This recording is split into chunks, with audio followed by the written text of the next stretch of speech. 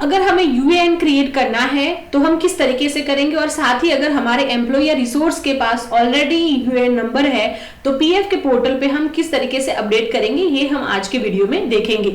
UAN का मतलब रहता है यूनिवर्सल अकाउंट नंबर। ये एक अकाउंट होता है जहां पे हम लोग हमारा जो रिसोर्स है उनके पीएफ के पेमेंट्स हम वही यूएएन के अगेंस्ट में करते हैं। जैसे बैंक अकाउंट रहता है वैसे ही पीएफ में यूएएन रहता है। सो आज हम क्रिएट करना सीखेंगे। आइए शुरू करते हैं हमारा आज का वीडियो। मैं हूं आपकी दोस्त दिया एंड आप देख रहे हैं अकाउंटिंग सॉल्यूशंस फॉर यू, जहां पे हम अपडेट करते हैं पीएफ, ईएसआईसी, जीएसटी, बैंकिंग, साथ ही लेबर लॉ के रिलेटेड बहुत सारी अपडेट्स। तो अगर आप हमारे चैनल पे नए हो तो जरूर से सब्सक्राइब करिएगा और बेल आइकन पर जरूर से क्लिक करिएगा। सबसे पहले आपको क्या करना है कि एक फॉर्मेट में आपको दिखाती हूँ। ये वाला फॉर्मेट है जहां पे हम लोगों को यूएएन क्रिएट करने के लिए पूरी डिटेल्स लगेगी, वो आपके पास रहनी चाहिए।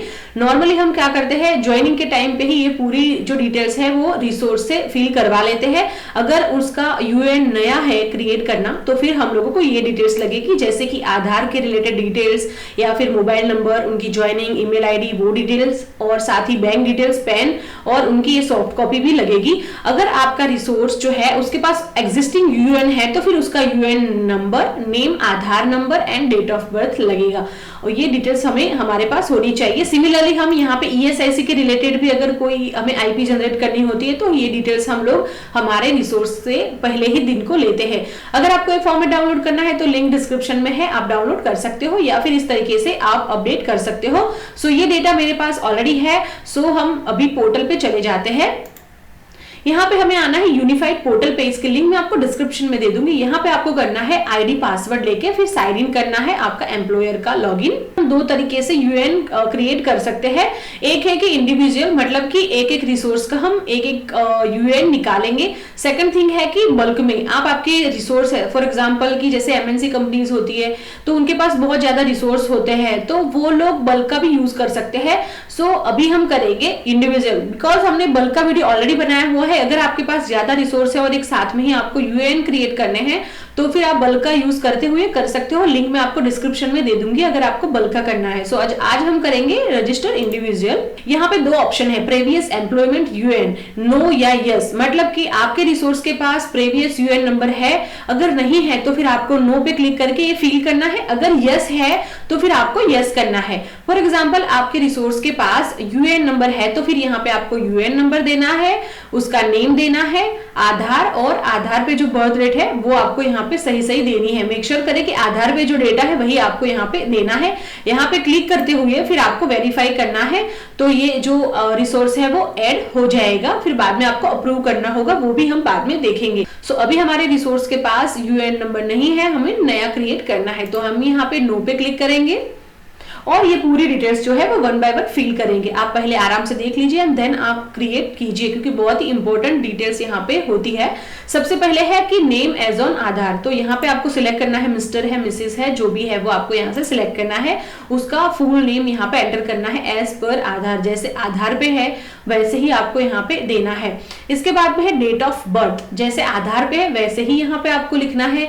उनका जेंडर लिखना है, मेल, फीमेल, ट्रांसजेंडर। यहाँ पे है फादर या हस्बैंड नेम, यहाँ पे जो आधार पे फादर का नेम है या फिर हस्बैंड का नेम है वो आपको यहाँ पे देना है। यहाँ पे मैरिटल स्टेटस सिलेक्ट करना है, मैरिड है, अनमैरिड है, डिवोर्सी है, जो भी आपको है वो सिलेक्ट करना है। इसके बाद में है मोबाइल नंबर। यहाँ पे मेक श्योर कीजिए कि करेक्ट मोबाइल नंबर यहाँ पे आपको देना है, बिकॉज केवाईसी के टाइम पे अगर हम यहाँ पे जो डिटेल्स है इसमें कहीं पे भी मिस्टेक करते हैं तो रिसोर्स जो होते हैं उनको केवाईसी के टाइम पे बहुत ही दिक्कत आती है, पीएफ विड्रॉल के टाइम पे भी होती है। तो यहाँ पे आप अच्छे से आराम से जो डिटेल्स है वो फिल कीजिए। यहाँ पे है क्वालिफिकेशन, यहाँ पे आपको सिलेक्ट करना है कि पोस्ट ग्रेजुएट है, ग्रेजुएट है कि मैट्रिक है, जो भी है वो आपको यहाँ पे सिलेक्ट करना है। डेट ऑफ ज्वाइनिंग, जो ज्वाइनिंग है उनकी वो डेट यहाँ पे आपको देनी है। इसके बाद में है इंटरनेशनल वर्कर। इंटरनेशनल वर्कर अगर है तो यहाँ पे आपको टिक करना है। अगर इंटरनेशनल वर्कर है तो उसकी डिटेल्स जो है वो कंट्री यहाँ पे आपको देनी है, या फिर उसका जो पासपोर्ट है वो आपको पासपोर्ट लगेगा तो पासपोर्ट का जो वैलिडिटी है फ्रॉम से लेके टिल वैलिडिटी कब तक है वो देना है, और यहाँ पे पासपोर्ट नंबर देना है।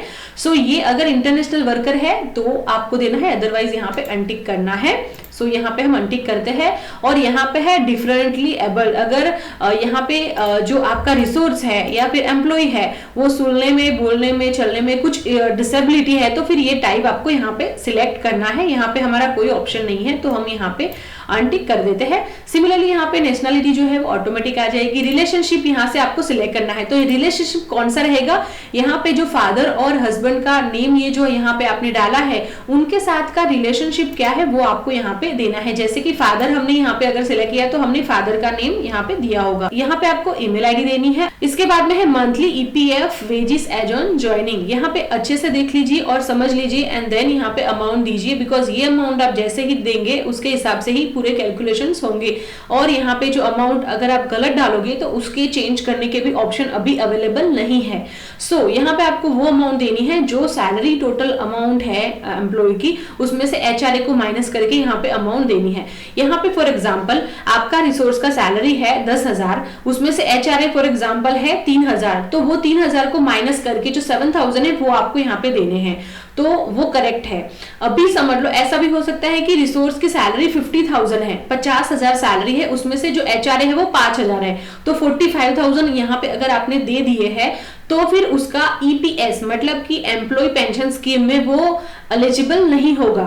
यहाँ पे उसका जो डायरेक्टली पीएफ जाएगा वो पेंशन में नहीं पर ईपीएफ में ही जाएगा। सो यहाँ पे आपको करेक्ट डेटा देना है। अगर समझ लो कि आपकी कंपनी जो है वो सेलिंग अमाउंट एक पकड़ती है कि जैसे 15,000 है, 15,000 में ही अगर हमारे पूरे रिसोर्सेज की जो सैलरी है वो हम यहाँ पे कैलकुलेट करेंगे, तो मतलब 50,000 पे अगर आप कैलकुलेट करते हो 12% तो 1,800 रुपीज पे करना है। अगर फिक्स्ड करती है तो फिर आपको यहाँ पे 15,000 रुपीज ही देने रहते हैं। जिनकी सैलरी 15,000 से कम है उनका तो यहाँ पे कोई इश्यू ही नहीं है, बट अगर 15,000 से ज्यादा है तो फिर वो ईपीएस में नहीं जाएगा, ओनली पीएफ में जाएगा। तो इस हिसाब से आपको यहाँ पे अमाउंट देनी है। यहाँ पे हमें कुछ केवाईसी की डिटेल्स को अपडेट करना है। सबसे पहले है पैन, आधार एंड पासपोर्ट। सो आधार जो है वो मैंडेटरी हमें अपडेट करना है। ये जो रेड मार्क दिख रहे हैं वो हमें मैंडेटरी फिल करने ही होते हैं। सो हम पहले क्या करेंगे, आधार को करेंगे अपडेट। तो यहाँ पे क्लिक करेंगे, यहाँ पे हमारा आधार नंबर देंगे एंड जो नेम है एज पर आधार वो हमें देना है। सिमिलरली अगर हमें पैन और पासपोर्ट को अपडेट करना है तो क्लिक करके फिर नंबर एंड फिर आप यहाँ पे नेम दे दीजिए। पासपोर्ट में यहाँ पे आपको एक्सपायरी डेट अलग से देना होगा। सो ये जो डिटेल्स है यहाँ पे हम लोगों को क्लिक करके फिर सेव करना रहता है। जैसे ही आप सेव करते हो तो मेक श्योर कीजिए कि ये जो रिसोर्स है उसको आपको यहाँ पे अप्रूव भी करना होता है। उसकी प्रोसेस भी हम देखेंगे, बट अगर हमने अप्रूव नहीं किया 60 डेज के अंदर तो ये इनवैलिड हो जाएगा। सो इसकी प्रोसेस भी हम देखते हैं। मैं मेरी डिटेल्स अपडेट कर देती हूँ और फिर सेव कर देती हूँ। सो यहाँ पे मैं सेव पे क्लिक करूंगी और यहाँ पे पूछेगा are you sure you want to save this member detail. हम यहाँ पे करेंगे ओके पे क्लिक। तो यहाँ पे आप देख सकते हो मेंबर रिकॉर्ड सेव्ड सक्सेसफुली, क्योंकि हमने जो डेटा था वो करेक्ट दिया था। सो हमने हमारा जो डेटा था वो पूरा आधार से लिया था, तो वो यहाँ पे कोई हमें एरर नहीं आया। बट अगर आपको एरर आता है तो आप एक बार जरूर देखिए उनका आधार कार्ड से जैसे ही नेम है, अगर फर्स्ट एंड सेकंड नेम है तो ही इतना यहाँ पे नेम लीजिए और आधार नंबर यहाँ पे करेक्ट दीजिए। फुल नेम में आप पूरा ऐसा नहीं कि फादर का नेम भी वहां पे आपने दे दिया। अगर आधार में फॉर एग्जांपल पटेल दिया है तो पटेल दिया ही आप रखिए एंड फिर फिल कीजिए। सो यहाँ पे हम करते हैं ओके। सो यहाँ पे हमारी जो प्रोसेस थी ये अपडेट करने की वो हो गई है। अभी हम फिर से जाएंगे मेंबर में जाएंगे और यहाँ पे जाएंगे अप्रूवल्स में। जैसे आप अप्रूवल में जाएंगे तो यहाँ पे आपको दिखेगा कि DSC e sign is not required in case verified Aadhaar. So यहाँ पे हमारे पास वेरीफाई आधार ही है, तो हम लोगों को क्या करना है, यहाँ पे ऑटोमेटिकली अप्रूव करना है। सो हमने जो ये अभी यूएएन क्रिएट करने के लिए रिसोर्स को ऐड किया है वो यहाँ पे दिखेगा। आप व्यू करके फॉर्म भी देख सकते हो और हम करेंगे अप्रूव। तो हम करेंगे यहाँ पे अप्रूव पे क्लिक। यहाँ पे पूछेगा are you sure you want to approve, हम करेंगे ओके। तो यहाँ पे आप देख सकते हो अप्रूव्ड सक्सेसफुली, मतलब हमारा जो रिसोर्स है उसका जो यूएएन है वो क्रिएट हो चुका है। तो अभी हमें कहाँ से मिलेगा हमारा यूएएन नंबर। सो यहाँ पे हम जाएंगे डैशबोर्ड में, यहाँ पे हम करेंगे एक्टिव मेंबर पे क्लिक। सो यहाँ पे सर्च बाय नेम हम करेंगे और यहाँ पे नेम दे देंगे और करेंगे एंटर। यहाँ पे आप देख सकते हो एक्टिव मेंबर डिटेल्स में यूएएन हमारा जो है वो क्रिएट हो चुका है। यहाँ पे यूएएन नंबर जो 12 डिजिट का होता है वो मिल जाएगा और मेंबर आईडी भी आपको यहाँ पे दिख जाएगी और पूरी जो डिटेल्स हमने अपडेट की है वो भी यहाँ पे आपको दिखेगी।